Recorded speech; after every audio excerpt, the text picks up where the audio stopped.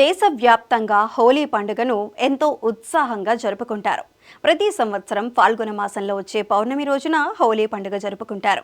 రంగుల కేళి హోలీ రోజున రంగులు ప్రతి చోట చెల్లాచెదురుగా కనిపిస్తాయి. ఈ రోజున ప్రజలు ఒకరిపై ఒకరు రంగులు పూసుకొని ఆలింగనం చేసుకుంటారు.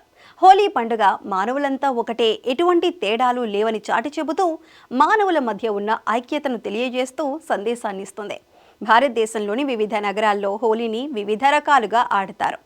ఈ రోజు మనం ప్రపంచవ్యాప్తంగా హోలీ ప్రసిద్ధి చెందిన భారతదేశంలోని ఆ నగరాల గురించి తెలుసుకుందాం. ప్రపంచం నలుమూలల నుంచి పర్యాటకులు హోలీని చూడటానికి భారతదేశంలోని ఈ నగరాలకు వస్తారు. బర్సానా, నందగావ్లలో ఆడే హోలీ ప్రపంచవ్యాప్తంగా ప్రసిద్ధి చెందింది. పురాణాల ప్రకారం హోలీ రోజున బర్సానాలో రాధ గోపికలతో శ్రీకృష్ణుడు తన స్నేహితులతో కలిసి హోలీ ఆడటం ప్రారంభించాడు. హోలీ ఆడుతున్న సమయంలో శ్రీకృష్ణుడు గోపికలను ఏడిపించటం ప్రారంభించాడు. అప్పుడు రాధారాణి గోపికలు శ్రీకృష్ణుడిని, అతని స్నేహితులను కర్రలతో కొట్టడానికి ప్రయత్నిస్తూ వారి వెంట కర్రలతో పరిగెత్తారు. అప్పటి నుంచి బర్సానా నందగ్రామంలో లాట్మార్ హోలీ ఆడటం, అది కూడా కర్రలతో హోలీ వేడుకలు జరుపుకోవటం ప్రారంభమైంది. ఈ సాంప్రదాయం నేటికి కొనసాగుతుంది. బర్సానాలో లడ్డూమర్ హోలీ. లడ్డూమర్ హోలీని రాధారాణి జన్మస్థలమైన బర్సానాలో ఘనంగా జరుపుకుంటారు. ఈ హోలీ వెనుక ఒక చిన్న కథ ఉంది. ఒకసారి రాధారాణి తన స్నేహితులతో కలిసి హోలీకి కృష్ణుణ్ణి ఆహ్వానించడానికి నందగావ్ వెళ్ళిందని నమ్ముతారు. హోలీ ఆడటానికి బర్సానా నుంచి వచ్చిన ఆహ్వానాన్ని సంతోషంగా శ్రీకృష్ణుడు అంగీకరించాడని పురాణాలు చెబుతున్నాయి.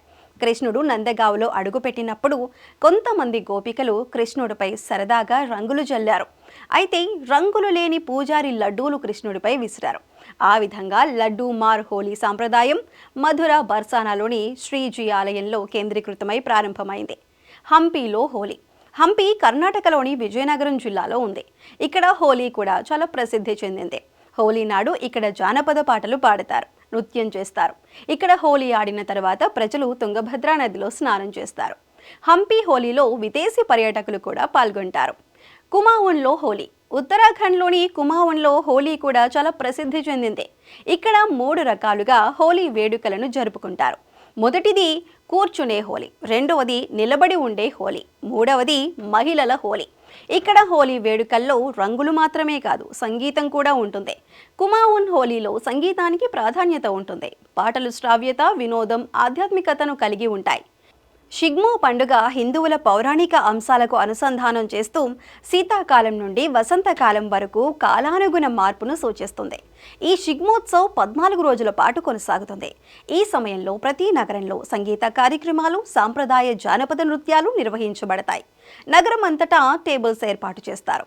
దేవాలయాల్లో పూజలు జరుపుతారు. ప్రపంచం నలుమూలల నుంచి పర్యాటకులు గోవాలో హోలీ వేడుకలను చూడటానికి వస్తారు.